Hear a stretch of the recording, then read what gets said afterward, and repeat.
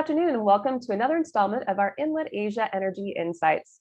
Today, I'm very pleased to share an excerpt from an interview with the esteemed Dr. Nuki Agya Utama, who's the Executive Director for ASEAN Centre for Energy, otherwise known as ACE.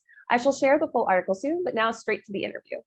So in a 2020 interview, you'd suggested that the energy sector will bounce back and renewable energy efforts will grow significantly. And I think that that was in regards to the pandemic. So what have you observed from 2020 to today with regards to this outlook? Do you feel like that's happened or it's in process? What are your thoughts on that? Yeah, that's happening very quickly, the bounce back of energy demand beyond our expectation. In 2021, in fact, the energy back to normal, the energy demand is back to normal. The problem is that the infrastructure is not enough, especially on the logistic issues.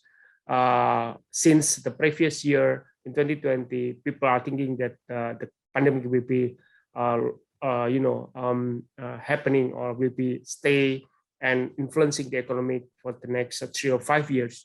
Therefore, people are looking at the potential. Most of those industry, especially on the supply of energy, try to reduce their production. That's also impacting the when it's bounce back, impacting the supply side of renewable energy. For example, the government of Vietnam, and they are successfully installed in more than 19 gigawatt of renewable energy coming from wind and solar. And those are one of the example of the successful activities on increasing the share of RE in the region, in particular in the country level.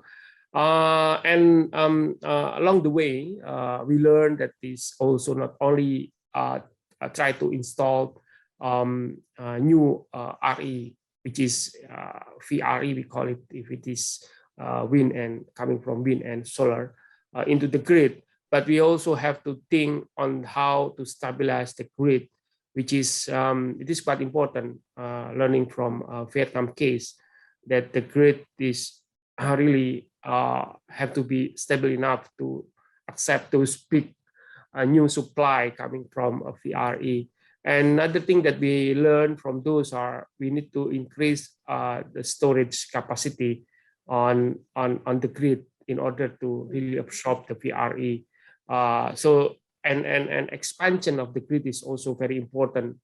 That ASEAN Power Grid is being discussed in the last 25 years, and right now we have already successfully connected between Laos, Thailand, Malaysia, and the last 23rd of June, Singapore already successfully being connected and imported electricity coming from Laos. So those one of the story that perhaps will be expanded, and of course, very, very good news of this interconnection, which is, I believe, it will be stabilize the grid when it is, coming to the bigger grid for the region.